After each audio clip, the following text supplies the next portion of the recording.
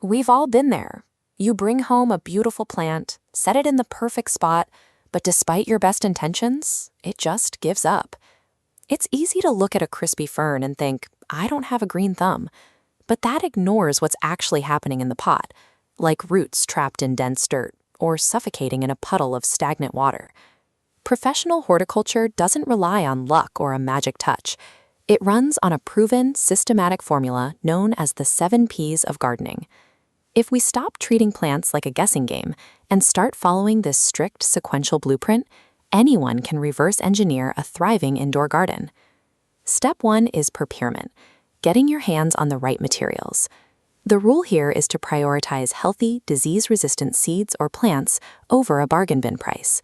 Trying to save a few dollars on a weak plant is a false economy.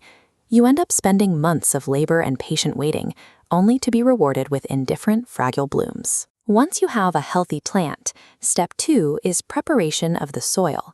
Good dirt has to do 2 specific jobs at once: supply rich nutrition and hold the roots firmly in place.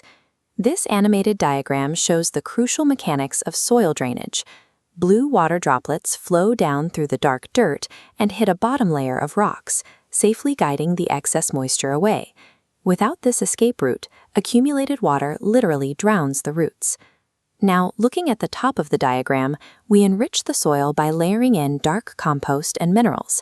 This creates a nutrient-dense environment that feeds the plant while keeping the soil loose.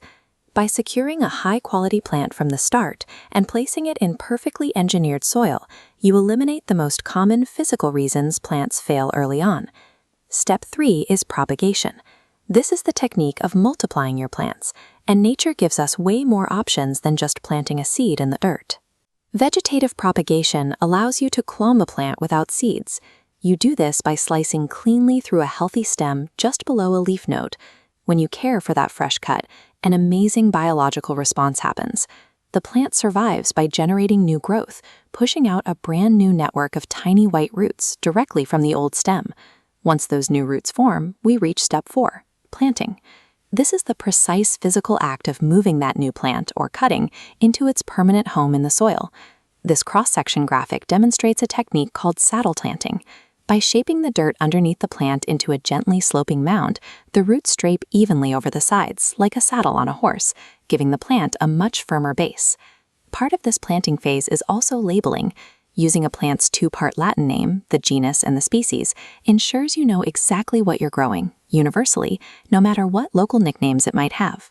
When you master how to propagate new growth and physically plant it with a secure base, you give that plant the structural stability it needs to survive the elements. Step 5 covers watering and feeding. The core rule here is patience. Plants only need a drink when their roots actually begin to dry out. Overwatering is just as deadly as underwatering. To regulate that moisture, you can use a physical tool called mulching.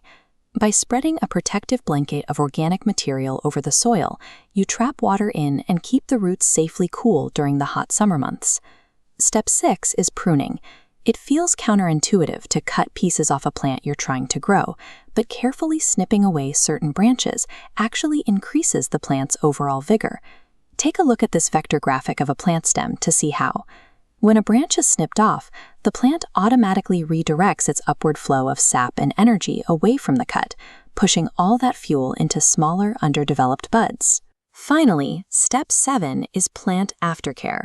This daily defensive routine encompasses vital chores like pulling weeds and washing away tiny pests before they multiply. These last 3 steps shift your role completely. You go from being the architect who built the garden to an active defender, ensuring your plant has exactly what it needs for long-term survival. When you execute the 7 Ps correctly, the result is undeniable. The drooping leaves are gone, replaced by a massive, thriving plant that commands the room.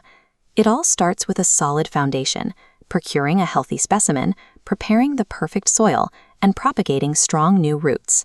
Then comes the establishment phase, planting it securely in its new home and carefully regulating its water and food to fuel early growth. And finally, the ongoing maintenance, pruning to direct its energy, and diligent aftercare to protect your investment. The green thumb is a comforting myth.